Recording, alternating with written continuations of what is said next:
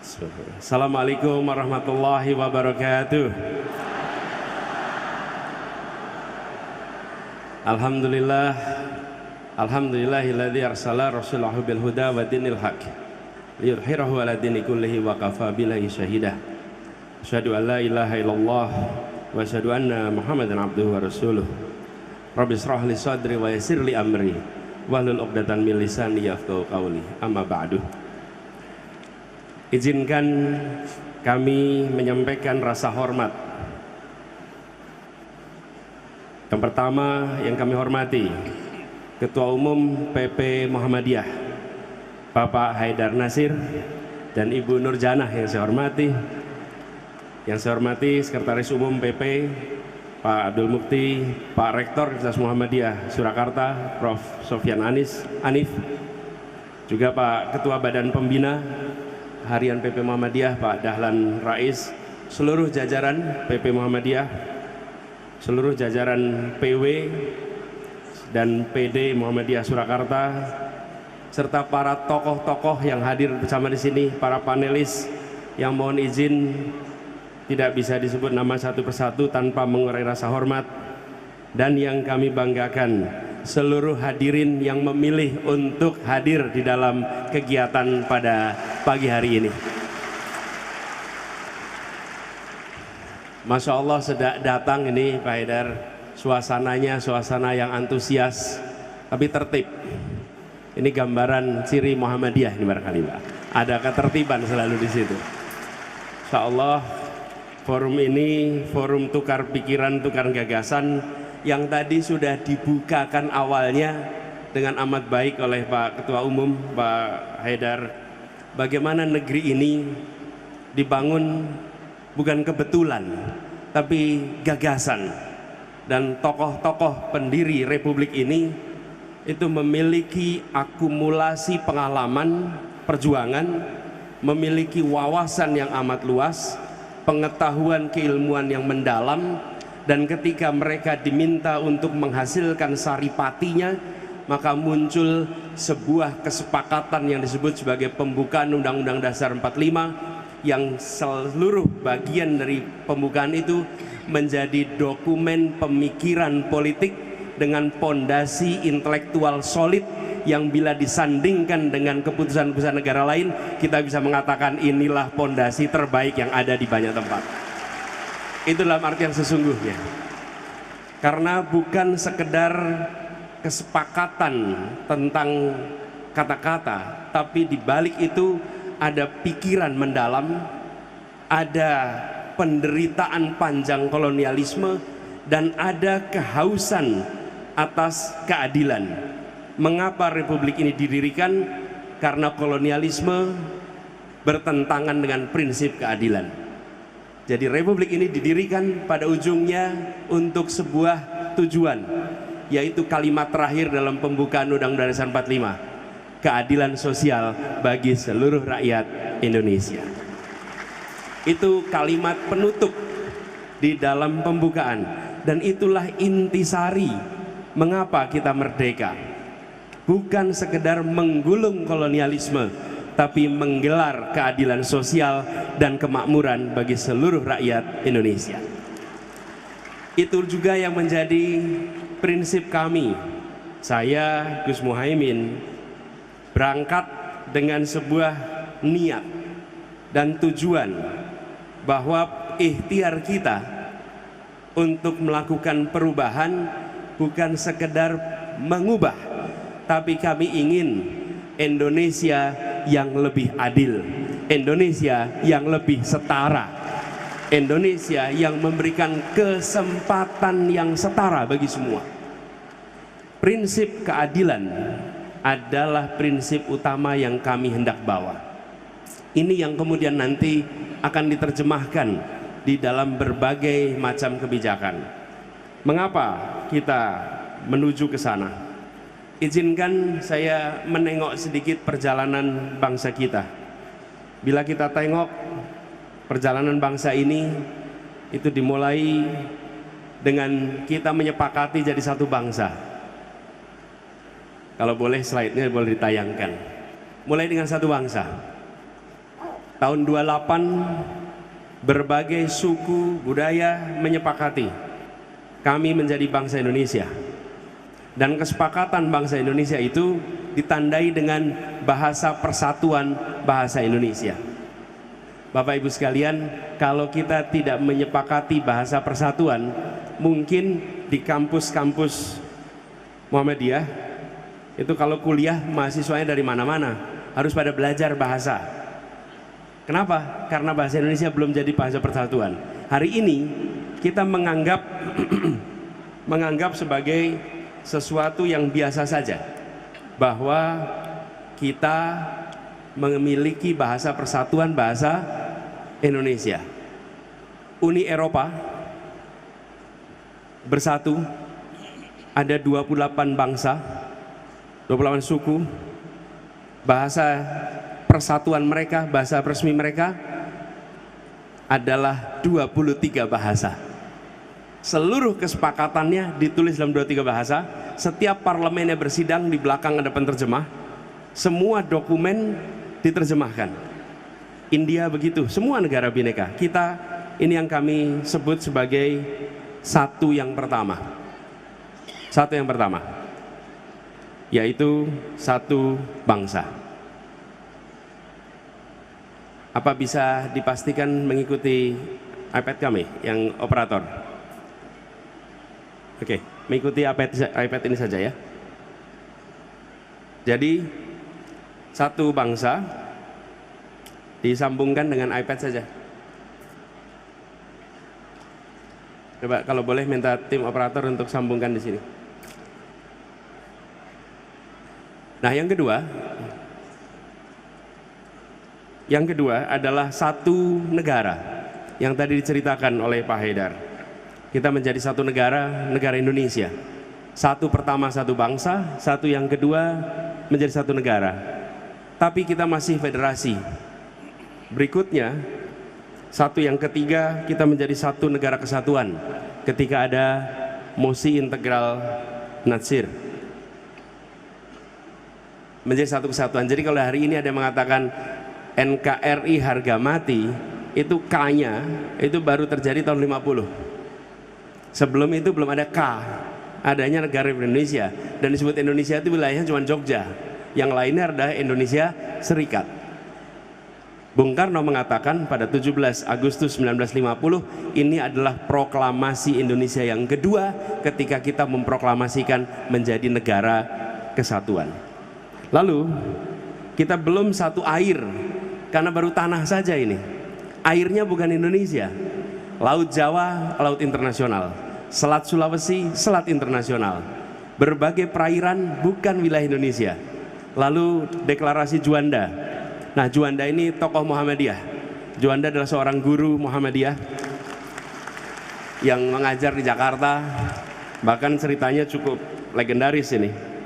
Diminta jadi guru di Teknische Hogeschool dengan gaji 275 gulden, dan dia memilih untuk tetap menjadi direktur sekolah SMP di Muhammadiyah di Jakarta. Ini seorang pejuang yang punya sejarah panjang. Dia mengatakan deklarasi Juanda tahun 57 diperjuangkan sampai 82, baru kita satu tanah air. Nah, PR yang berikutnya, kita ingin, ini menjadi visi kita, sudah satu bangsa, satu negara, satu tanah air, satu negara kesatuan. Satu yang kelima, kita harus menjadi sebuah satu kemakmuran di seluruh wilayah Indonesia. PR kita di situ, bagaimana seluruh wilayah ini memiliki kesetaraan kemakmuran, kesetaraan kesempatan.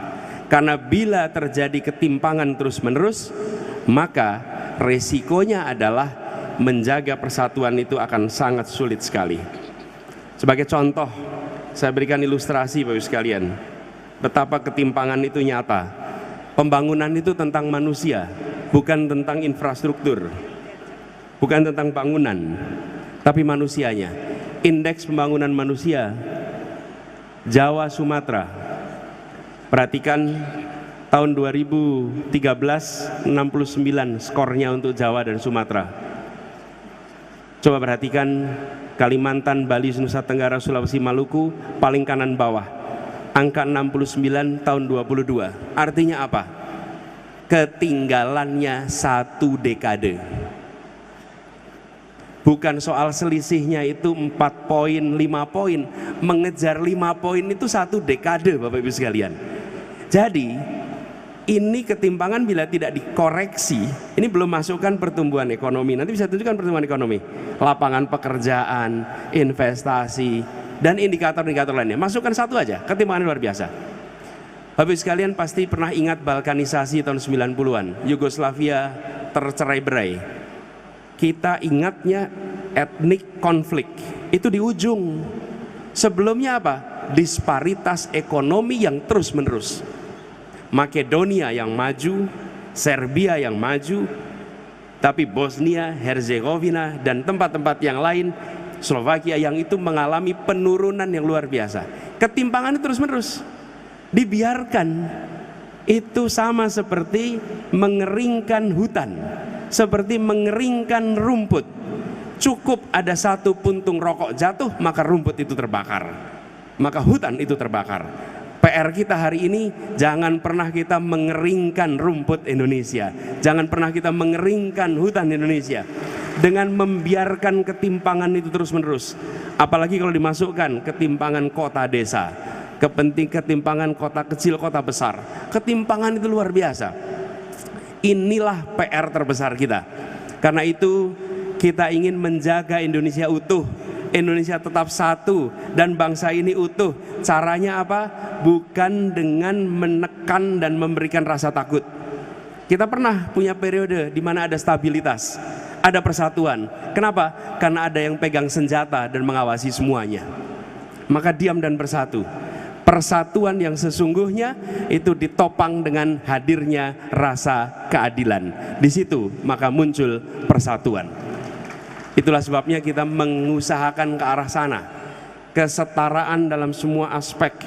Dan ketika kita berbicara kesetaraan semua aspek, maka kita ingin melakukan perubahan yang mendasar.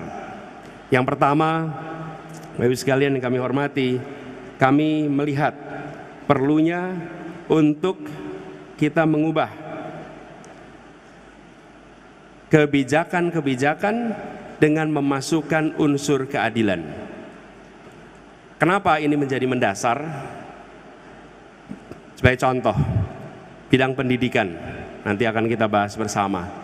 Apakah kebijakan untuk penerimaan siswa baru sudah mencerminkan rasa keadilan? Bila bentuk bangku, sejumlah bangku sekolah seperti piramida, SD bangkunya banyak, kelas 1, SMP sedikit, SMA kelas 1 sedikit, maka itu artinya kita belum berniat untuk menyekolahkan setiap anak Indonesia. Karena anak-anak kita masuk SD belum tentu nanti lulus SD punya bangku SMP. Begitu juga dengan SMA. Ini contoh. Begitu kita masukkan kebijakan tentang pembangunan di bidang kesehatan misalnya, apakah sudah ada kesetaraan akses pada fasilitas kesehatan di seluruh wilayah Indonesia? Untuk promotif, untuk kuratif, untuk preventif. Ini semua, begitu pertanyaan tentang keadilan dimasukkan setiap sektor, maka masing-masing sektor itu akan melakukan perubahan. Begitu juga dengan aspek pembangunan ekonomi. Pembangunan ekonomi kita banyak sekali berorientasi kepada pertumbuhan, bukan pada pemerataan. Dan ketika bukan pada pemerataan, maka kita merasakan ekonominya tumbuh, artinya kuenya membesar, tapi potongannya tidak merata. Kita ingin melakukan perubahan. Ya, kuenya membesar, tapi potongan kuenya harus rata dirasakan oleh semua. Dan itu artinya pertumbuhan dan pemerataan. Inilah yang kita ingin kerjakan bersama-sama. Jadi pendekatannya berubah dari pertumbuhan semata-mata menjadi pemerataan dan keberlanjutan. Begitu juga dengan sektor. Jangan sampai kita hanya fokus pada 1-2 sektor. Kita menginginkan sektor dan teritorial, sektor dan kawasan. Kenapa? Kebutuhan pembangunan di Sumatera beda dengan di Kalimantan, beda dengan di Sulawesi, beda dengan di Nusa Tenggara, beda dengan di Papua. Jangan sampai kebijakan dari Jakarta tidak memasukkan kebutuhan per kawasan, tapi kebijakan yang sama untuk seluruh wilayah. Ini Pak Moderator dan para panelis yang kami hormati, akan tampak dalam visi misi. Di antara kami bertiga sebagai pasangan calon, hanya visi misi kami yang membelah menjadi 2, per sektor dan kawasan. Apa agenda untuk Sumatera, apa agenda untuk Kalimantan, apa agenda untuk Jawa, apa agenda untuk Nusa Tenggara, apa agenda untuk Papua. Sehingga tiap daerah memiliki prioritasasi pembangunan yang disesuaikan dengan kebutuhan daerahnya. Sudah terlalu lama kebijakan kita ini simetris, disamakan seluruh wilayah, seakan-akan Indonesia itu homogen. Indonesia itu kebutuhannya bervariasi. Masukkan unsur bineka di dalam ikanya kebijakan kita. Dengan begitu kita akan menyaksikan sebuah pembangunan yang setara di seluruh wilayah. Lalu pendekatan top down menjadi pendekatan kolaborasi gotong royong. Memiliki kewenangan bukan berarti memiliki pengetahuan. Memiliki kewenangan bukan berarti memonopoli peran. Sebagai ilustrasi, di tahun 50-an, 60-an, 70-an, peran negara itu sangat besar. Mengapa? Karena pelaku non-negara belum besar, masih kecil. Karena itu kita mengandalkan peran negara. Di bidang pendidikan saja, semuanya peran negara. Tapi sekarang non-negara itu makin hari makin besar. Lihat saja kampus Muhammadiyah sekarang ini. Dari Perserikatan Muhammadiyah saja. Ini kalau saya lihat datanya nih. Kontribusi Muhammadiyah ini, coba lihat. 112 rumah sakit, 5.300 sekolah, 172 perguruan tinggi, 440 pesantren. Ada 1.200. Ini apa? Ini civil society. Kalau negara hanya membayangkan kemajuan itu lewat tangan negara, salah. Kemajuan adalah kolaborasi antara kekuatan negara dan unsur-unsur civil society. Kolaborasi. Jadi beri kesempatan yang sama. Kebijakan kita tentang pendidikan dibedakan antara negeri dan swasta. Semuanya mengajak anak-anak kita, semua mendidik anak-anak kita, semuanya adalah dari keluarga-keluarga Indonesia. Sudah saatnya disetarakan kebijakan kita, disetarakan fasilitasnya. Nanti sekolah umum dan madrasah, sekolah agama, lagi ada bedanya. Bapak Ibu sekalian, sudah cukup di sini. Kami mulai kemarin di Jakarta. Di Jakarta itu penerimaan siswa baru digabung antara sekolah negeri dan sekolah swasta. Menerimanya bersama-sama dalam satu sistem penerimaan siswa baru. Kenapa? Kami ingin kirim pesan kepada semua. Ini adalah sekolah milik negeri Indonesia. Bahkan sebagian sekolah-sekolah itu sudah ada sebelum Indonesia merasakan kemerdekaan. Kenapa kita jadi diskriminatif? Nah, kita ingin kolaborasi. Dulu memang iya negara yang mengambil posisi besar. Kenapa? Karena civil society belum kuat. Hari ini tidak. Hari ini begitu besar. Ini contohnya amal usaha Perserikatan Muhammadiyah. Amal usaha Perserikatan ini luar biasa. Bagaimana kebijakan kita tentang rumah sakit antara swasta dan negeri? Coba lihat. Sudah saatnya disetarakan kebijakan-kebijakan itu semua. Jadi Bapak sekalian yang kami hormati, prinsip ini yang kemudian diturunkan di semua kebijakan yang insya Allah akan dibuat. Lalu yang tidak kalah penting, kami merasa perlu untuk mengembalikan kegiatan demokrasi kita untuk bisa kembali. Indonesia hari ini mengalami kemunduran di dalam kegiatan kenegaraan dan demokrasi. Indeks demokrasi kita turun dari 2015 ke 2022. Indeks kebebasan pers turun. Indeks persepsi korupsi turun. Karena itu kita akan berencana insya Allah bisa mengembalikan agar integritas menjadi prioritas utama di dalam menjalankan pemerintahan. Mengembalikan integritas jadi pegangan. Bapak Ibu sekalian, kenapa para anggota BPUPKI itu menyepakati untuk mendirikan negara dan seluruh rakyat Indonesia memilih untuk ikut? Para sultan, para sunan, para raja di seluruh Indonesia mengatakan kami ikut. Karena mereka melihat pendiri-pendiri republik ini adalah orang-orang berintegritas yang melampaui kepentingan dirinya sehingga mereka dipercaya secara tanpa syarat. Kepercayaan tanpa syarat. Dan kepercayaan tanpa syarat itu membuat apa? Semua mau memberikan apa saja. Apa saja. Bapak Ibu sekalian, kita yang di Jawa Tengah ini, Jogja, Jawa Tengah merasakan karena revolusi fisik terjadi di tempat ini. Apa yang terjadi? Semua orang menyumbangkan apa saja. Ada yang menyumbangkan nyawanya, ada yang menyumbangkan uangnya, menyumbangkan hartanya, apa saja. Kenapa? Karena mereka tahu ini didirikan dengan tujuan mulia oleh orang-orang yang berintegritas. Kita harus mengembalikan integritas itu. Ini cerita pengalaman pribadi. Saya di Jogja, itu rumah saya Jalan Kaliurang, sering ke perpustakaan. Ada perpustakaan Islam di Mangkubumi sama perpustakaan KR. Waktu itu sering ke dua tempat itu. Dulu Pak Amin Mansur di situ, Allahyarham. Lalu pinjamnya apa? Buku-buku biografi. Biografinya Agus Salim, biografinya Syahrir, biografinya tokoh-tokoh itu semua. Dan orang tua kami selalu bilang, Anis, ini adalah contoh-contoh. Jadikan mereka teladan, jadikan mereka teladan.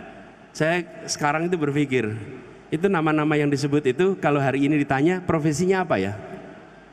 Kalau ditanya profesi, maka jawabannya profesi mereka itu politisi. Politisi.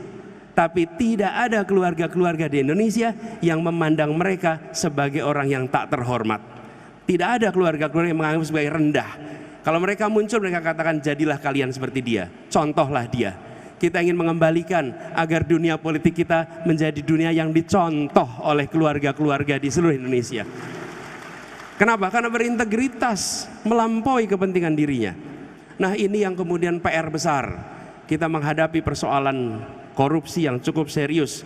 Karena itu komitmen untuk memberantas korupsi tidak bisa dimulai di tengah. Itu harus dimulai dari yang paling atas, karena ketegasan dari atas akan menular terus ke bawah.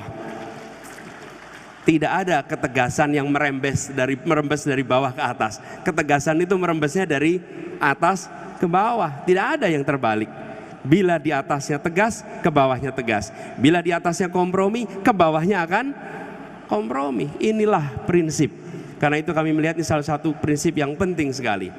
Yang kedua, sekalian, mensinkronkan antara apa yang dikerjakan di pusat, di provinsi, di kabupaten kota.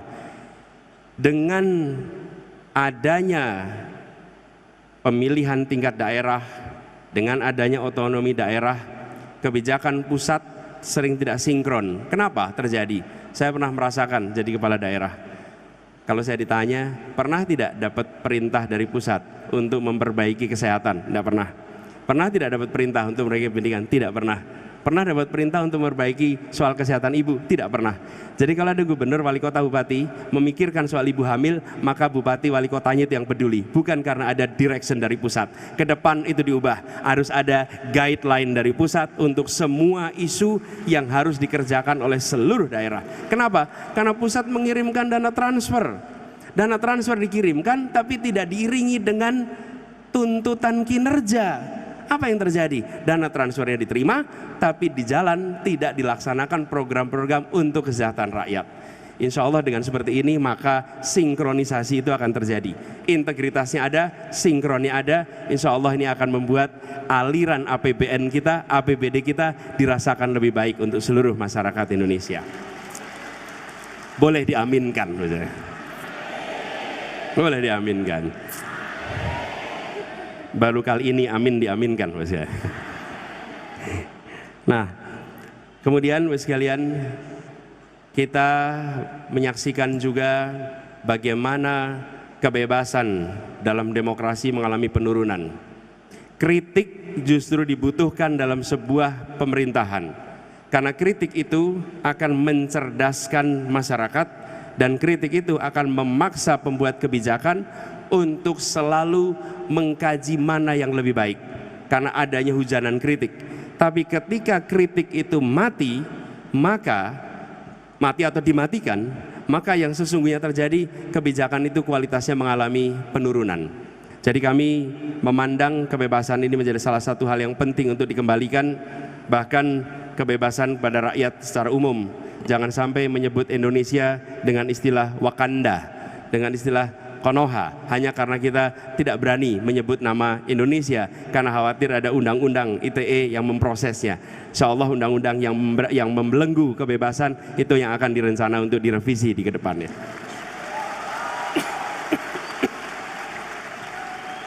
Bapak Ibu sekalian yang kami hormati, kami melihat juga pentingnya untuk bisa mengembalikan kewibawaan bernegara dengan menjunjung tinggi prinsip-prinsip etika politik, etika bernegara yang kita saksikan akhir-akhir ini mengalami erosi.